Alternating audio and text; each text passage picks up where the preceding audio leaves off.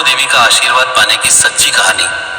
माँ वैष्णो देवी माँ कहती हैं, जो भी भक्त सच्चे मन और श्रद्धा से इस कथा को सुनते हैं उसकी मनोकामना अवश्य पूरी करूंगी।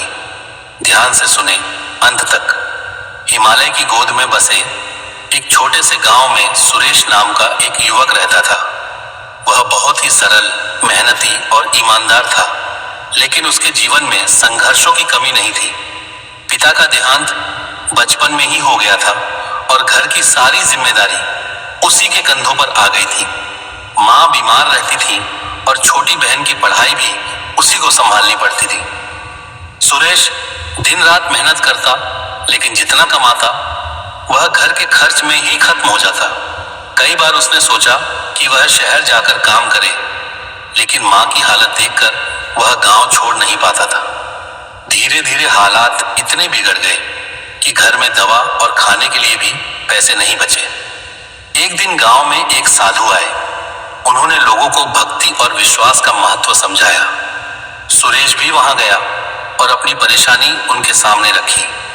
साधु ने शांत भाव से कहा, बेटा, जब मन सच्चा हो और विश्वास अटल हो तब माँ वैष्णो देवी का आशीर्वाद जरूर मिलता है। तू सच्चे दिल से उन्हें पुकार, वे तेरी मदद जरूर करेंगी। उस दिन से सुरेश ने माँ का नाम जपना शुरू कर दिया। जय माता दी। वह रोज सुबह उठकर माँ की आरती करता और उनसे अपनी माँ के स्वास्थ्य और घर की खुशहाली के लिए प्रार्थना करता। भले ही उसके पास कोई बड़ा मंदिर या साधन नहीं था, लेकिन उसकी भक्ति सच्ची थी। कुछ समय बाद सुरेश के मन में माता के दरबार जाने की तीव्र इच्छा हुई, लेकिन पैसे की कमी के कारण यह संभव नहीं लग रहा था। फिर भी उसने हार नहीं मानी। उसने थोड़ा थोड़ा पैसा बचाना शुरू किया।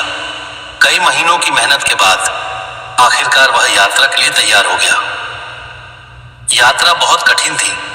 ऊंचे ऊंचे पहाड़, लंबा रास्ता और थकान, सब कुछ सहते हुए सुरेश माता का नाम लेते हुए आगे बढ़ता रहा। रास्ते में कई बार ऐसा लगा कि अब वह आगे नहीं चल पाएगा, लेकिन हर बार उसके भीतर से एक आवाज आती, हिम्मत मत हार, मैं तेरे साथ हूं। आखिरकार वह माता के पवित्र दरबार पहुंच गया। वहां पहुंचते ही उसके मन को असीम शांति मिली। उसने आंखें बंद करके माता के सामने अपनी सारी पीड़ा रख दी। उसकी आंखों से आंसू बहने लगे और उसने कहा, माँ, मुझे कुछ नहीं चाहिए, बस मेरी माँ को ठीक कर दो और मेरे परिवार को खुश रखो। उस रात सुरेश वहीं रुक गया। आधी रात को उसे एक अद्भुत सपना आया। उसने देखा कि एक दिव्य प्रकाश उसके सामने प्रकट हुआ और उसमें माँ वैष्णो देवी का स्वरूप दिखाई दिया। माँ ने उसे आशीर्वाद देते हुए कहा, बेटा, तेरी भक्ति सच्ची है, मैं तेरी हर परेशानी दूर करूंगी। तेरी माँ जल्द ही स्वस्थ हो जाएगी और तेरे जीवन में खुशियां आएंगी। सुबह जब सुरेश उठा तो उसका मन पूरी तरह शांत और प्रसन्न था। उसे विश्वास था कि अब सब कुछ ठीक हो जाएगा। उसने माता को प्रणाम किया और घर की ओर लौट पड़ा। घर पहुंचते ही उसने देखा कि उसकी माँ की तबीयत पहले से काफी बेहतर थी। धीरे धीरे उनकी सेहत में और सुधार होने लगा। यह देखकर सुरेश की खुशी का ठिकाना नहीं रहा। उसने मन ही मन माँ को धन्यवाद दिया।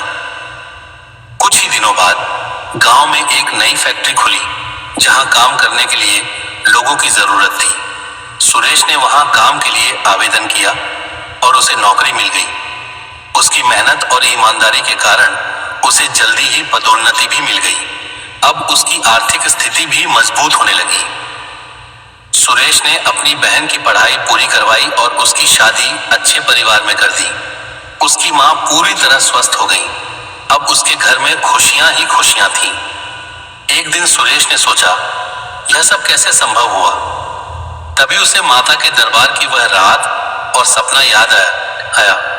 उसे समझ में आ गया कि यह सब माँ वैष्णो देवी के आशीर्वाद का परिणाम है। कुछ समय बाद वह फिर से माता के दरबार गया। इस बार वह धन्यवाद देने के लिए गया था।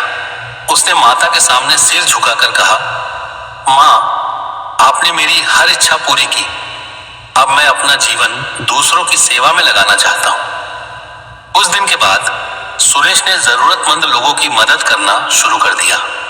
वह गरीबों को भोजन करवाता, बच्चों की पढ़ाई में सहायता करता और हर साल माता के दरबार जाकर उनका आशीर्वाद लेता। संदेश: यह कहानी हमें सिखाती है कि सच्ची श्रद्धा, विश्वास और भक्ति से माँ वैष्णो देवी का आशीर्वाद जरूर मिलता है। चाहे परिस्थिति कितनी भी कठिन क्यों न हो, अगर दिल से माँ को पुकारा जाए तो वे अपने भक्तों की हर मनोकामना पूरी करती हैं। ऐसे ही और कहानी और कथा सुनने के लिए हमारे चैनल को लाइक, शेयर, फॉलो और सब्सक्राइब करें। धन्यवाद।